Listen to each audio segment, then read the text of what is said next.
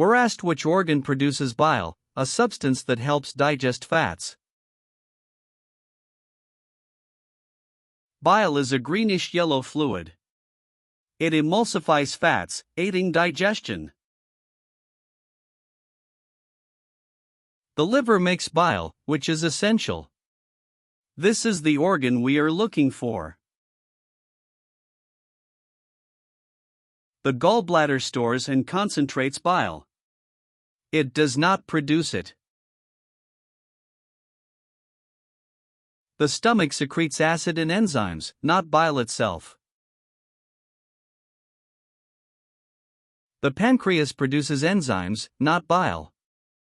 The small intestine uses bile but does not produce it.